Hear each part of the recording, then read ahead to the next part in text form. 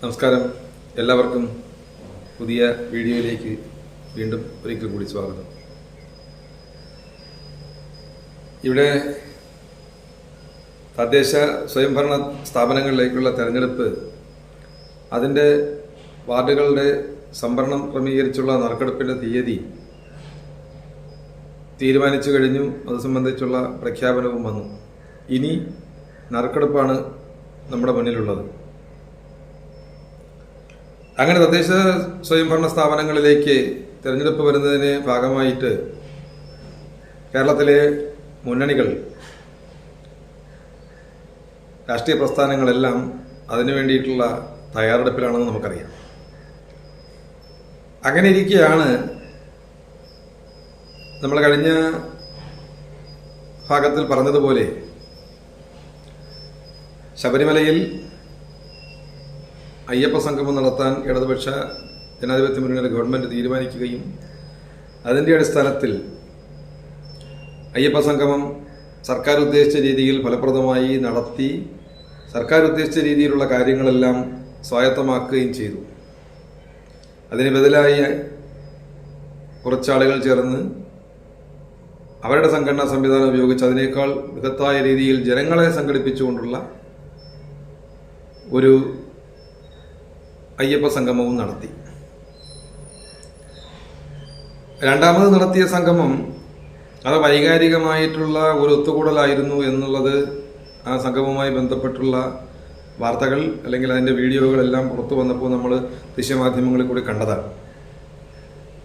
പക്ഷേ ആദ്യത്തെ സംഗമം സർക്കാരിൻ്റെതായിട്ട് നടത്തിയ, പമ്പയിൽ നടത്തിയ അയ്യപ്പ സംഗമം, അത് കേരള രാഷ്ട്രീയത്തെ സംബന്ധിച്ചിടത്തോളം കേരള രാഷ്ട്രീയത്തിൻ്റെ ഗതിവിഗതികളെ പിടിച്ചുകുലുക്കാൻ തക്ക ശേഷിയുള്ള ഒന്നായി മാറിയതിന് പിന്നിൽ കേരളത്തിലെ പ്രബലമായ സമുദായമായ നായർ സമുദായത്തിൻ്റെ ജനറൽ സെക്രട്ടറി അല്ലെങ്കിൽ നായർ സർവീസ് സൊസൈറ്റി, അതിൻ്റെ ജനറൽ സെക്രട്ടറി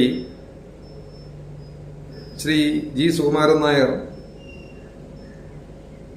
അദ്ദേഹത്തിൻ്റെ NSSൻ്റെ നിലപാട്, സമദൂരം എന്നുള്ള നിലപാട് വിട്ടൊഴിഞ്ഞ് ഇടതുപക്ഷ ഗവൺമെൻറ്റുമായി അടുക്കുന്ന രീതിയിലുള്ള ഒരു അന്തരീക്ഷം സൃഷ്ടിക്കുന്നതിന് വേണ്ടിയുള്ള പ്രവർത്തനങ്ങളിലേക്ക് മുന്നോട്ട് പോയതായി ഇന്നാട്ടിലെ നായർ സർവീസ് സൊസൈറ്റിയിൽ അംഗങ്ങളായിട്ടുള്ള നായന്മാരും അതല്ലാത്ത നായന്മാരും വിശ്വസിക്കുന്ന ഒരു സാഹചര്യത്തിലേക്ക് കാര്യങ്ങൾ കൊണ്ടുചെന്നെത്തിക്കുവാൻ അദ്ദേഹത്തിന് കഴിഞ്ഞു എന്നുള്ളതാണ് ആ അയ്യപ്പ സംഗമത്തിലൂടെ NSSൻ്റെ വൈസ് പ്രസിഡൻ്റായിട്ടുള്ള തിരുവനന്തപുരം താലൂക്ക് യൂണിയൻ്റെ പ്രസിഡന്റ് M സംഗീതകുമാർ NSSൻ്റെ പ്രതിനിധിയായി അയ്യപ്പ സംഗമത്തിൽ, സർക്കാരിൻ്റെ അയ്യപ്പ സംഗമത്തിൽ പങ്കെടുത്തതോടെ വ്യക്തമായതും, അതിനെ തുടർന്ന് മുന്നുറങ്ങ പ്രതിനിധി സഭ വിളിച്ചുകൂട്ടി ആ തീരുമാനത്തെ അംഗീകരിക്കുന്നതും എല്ലാം നമ്മൾ കണ്ടു. അതിനുശേഷം കേരളത്തിൽ അങ്ങോളം ഇങ്ങോളമുള്ള സ്ഥലങ്ങളിൽ, പല സ്ഥലങ്ങളിലും NSSൻ്റെ ജനറൽ സെക്രട്ടറിക്ക് അനുകൂലമായും NSSൻ്റെ ജനറൽ സെക്രട്ടറി തീരുമാനങ്ങൾക്ക് പ്രതികൂലമായും ഒക്കെ പോസ്റ്റർ പതിക്കലും ബാനർ പിടിച്ചുകൊണ്ടുള്ള ജാഥകളും നാമജപങ്ങളും എല്ലാം ഇപ്പോൾ ഈ നിമിഷം വരെയും നടന്നുകൊണ്ടിരിക്കുന്ന ഒരു സാഹചര്യമാണ് നമ്മൾ കാണുന്നത്.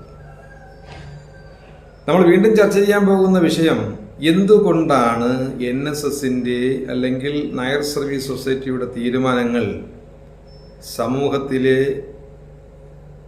വിപ്ലവകരമായ രീതിയിൽ ഒരു സ്ഫോടനാത്മകമായ സാഹചര്യം സൃഷ്ടിക്കുന്നത് എന്തുകൊണ്ടാണ്? അത് ഈ നായർ സർവീസ് സൊസൈറ്റിയുടെ കരയോഗങ്ങളിൽ അംഗങ്ങളായിട്ടുള്ളവരും അല്ലാത്തവരുമായ നായന്മാരെ അവരെ ഇളക്കിവിട്ട് വിപ്ലവങ്ങൾ സൃഷ്ടിക്കുന്നത് അതിനു പിന്നിൽ ആരൊക്കെയാണ്? എന്തിനു വേണ്ടിയാണ് ഇത്തരത്തിലുള്ള പിന്തുണയ്ക്കുന്നതും എതിർക്കുന്നതും എന്നുള്ളത് നമ്മളൊന്ന് മനസ്സിലാക്കണം. പ്രധാനമായിട്ട് NSS എന്ന് പറയുന്ന സംഘടന, ആ സംഘടനയ്ക്ക് ബദലായി വേറെ സംഘടനകൾ വന്നിരുന്നു. സമസ്ത കേരള നായർ സമാജം എന്ന പേരിൽ പെരുമറ്റം രാധാകൃഷ്ണൻ്റെതായിട്ട് ജനറൽ സെക്രട്ടറി ആയിട്ടുള്ള സംഘടന ഉണ്ടായിരുന്നു.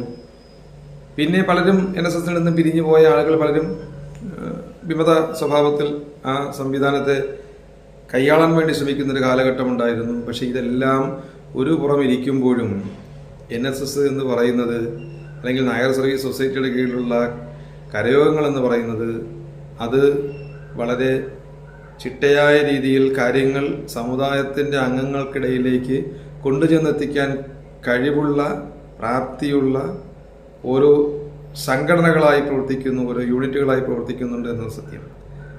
പലപ്പോഴും നമ്മൾ ശ്രദ്ധിക്കുമ്പോൾ അറിയാം, പല സ്ഥലങ്ങളിലും കരയോഗങ്ങൾ കൈകാര്യം ചെയ്യുന്നത്, അതിന് നേതൃത്വത്തിലിരിക്കുന്നത് മുൻകാലങ്ങളിൽ അവിടെ കോൺഗ്രസ്സുകാരായിട്ടുള്ള ആളുകൾ ആയിരുന്നു എങ്കിൽ, അല്ലെങ്കിൽ ഇടതുപക്ഷ സ്വഭാവമുള്ള ആളുകളായിരുന്നു എങ്കിൽ, ഇടതുപക്ഷ സ്വഭാവമുള്ള ആളുകൾ വളരെ അപൂർവമേ ഉള്ളൂ എങ്കിലും കോൺഗ്രസ്സുകാരായിട്ടുള്ള ആളുകളായിരുന്നു പണ്ട് കരയോഗത്തിൻ്റെ എല്ലാം പ്രമാണിമാരായിട്ടുള്ള, നായർ പ്രമാണിമാരായിട്ടുള്ള ആളുകളാണ്. സ്വാഭാവികമായിട്ടും അതത് പ്രദേശങ്ങളിൽ കരയോഗത്തിൻ്റെ തലപ്പത്ത് വരുന്ന ആളുകളെല്ലാം, കരയോഗത്തിൻ്റെ കമ്മിറ്റികൾ വരുന്നവരെല്ലാം നല്ല സാമ്പത്തിക പശ്ചാത്തലമുള്ള, തറവാട്ട് മഹിമകളുള്ള നായർ കുടുംബത്തിലെ ആളുകളായിരുന്നു മിക്കവാറും എല്ലാ കരയോഗങ്ങളുടെയും പ്രസിഡന്റുമാരായിട്ടും, അല്ലെങ്കിൽ അതിൻ്റെ സെക്രട്ടറി, ഖജാൻജി തുടങ്ങിയ വളരെ അതിൻ്റെ പ്രധാനപ്പെട്ട പദവികളിലെല്ലാം ഇരുന്നത്. കമ്മിറ്റി അംഗങ്ങളാവണമെങ്കിൽ പോലും നായർക്ക് അവരുടെ സാമ്പത്തിക പശ്ചാത്തലം ഒരു വിഷയമായിരുന്നൊരു കാലഘട്ടം ഉണ്ടായിരുന്നു.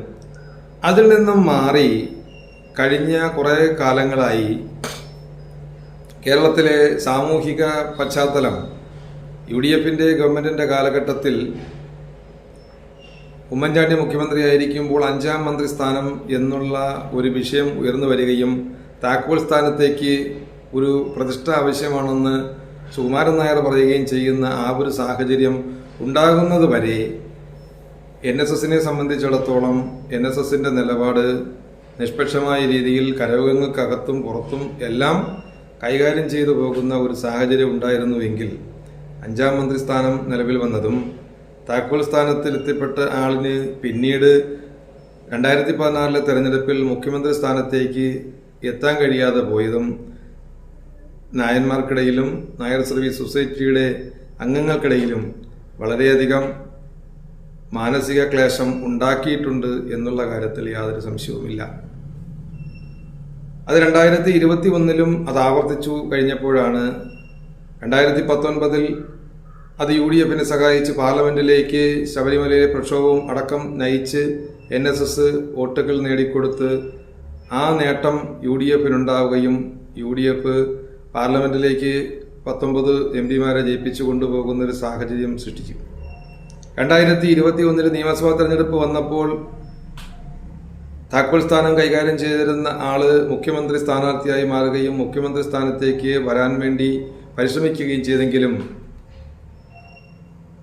NSSന് കൂടി സ്വാധീനമുള്ള മണ്ഡലങ്ങൾ ഉൾപ്പെടുന്ന എല്ലാ പ്രദേശങ്ങളിലും പാർട്ടി അമ്പയെ പരാജയപ്പെട്ടു.